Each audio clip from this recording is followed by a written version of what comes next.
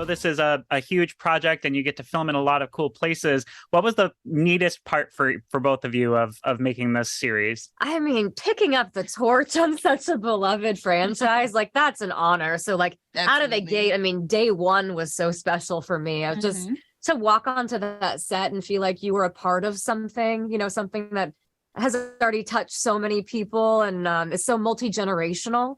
I mean, day one might just be my favorite. You know what I mean?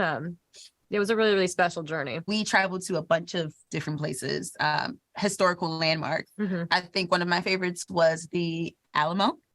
There was lots of extras, lots of action.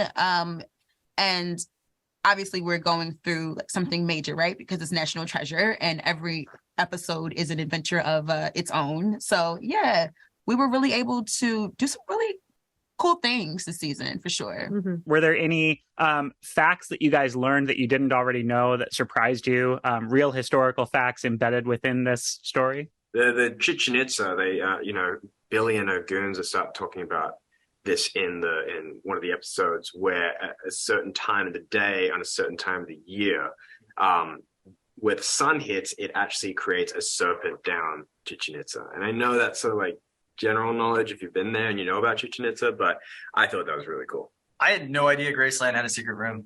Yeah. Like literally had no idea. And it does. Oprah's been there. I remember in episode 4 when Riley comes out and is like, York. And we're like, what are you talking about?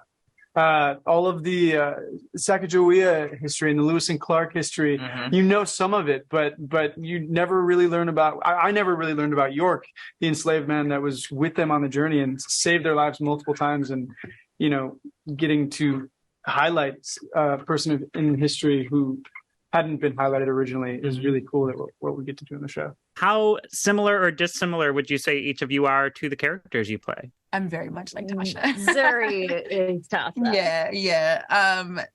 Tasha and I both are always willing to go to bat for the people that we love.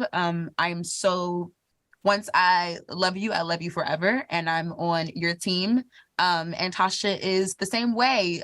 And she has to reevaluate how she feels about certain things. Like Tasha is very anti-government, very anti-FBI, but because her best friend comes to her with this thing that involves exactly what she hates, does she go for it and say, well, let me put my beliefs to the side, or does she like stick to her guns and she's always going to go for what the bigger picture is, and that's to help her friends out? So yeah Ross is kind of similar in that like bigger picture. If you tell her no and she has that hunch, she'll just do it without you.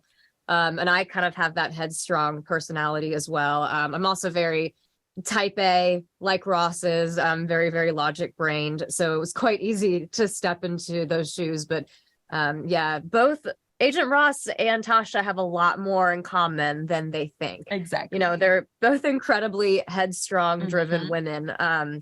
And, you know, we start out as kind of foes and then end up changing each other for the better. The minute I read the dialogue and the breakdown for Liam, I just felt like I kind of knew him. Obviously, there are some differences between us. I think more of his darker side and his wanting to be a lone wolf and kind of, that damage from losing a parent that's just like, unresolvable. That took some time to kind of figure out. But the music aspect and things of that such, that I was so lucky to be able to do. I mean, that was right in my wheelhouse. My second passion is music, and so to be able to perform on the show and stuff like that was just awesome. I definitely saw a lot of myself in Oren. He does love his friends so much, and he has so much heart, and there is a selfish side to him that I don't like to relate to, but I do definitely see a lot of myself in him. And I got to bring, like, what we got to do in creating these characters is bring a lot of ourselves into it. When I read the character, it felt really right for me.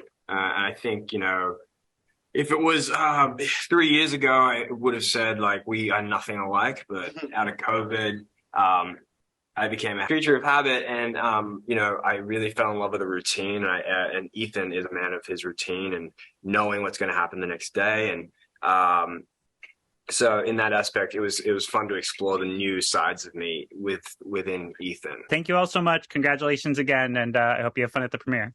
Thank you so much. Happy Thank you. holidays. Have a good one. Same to you.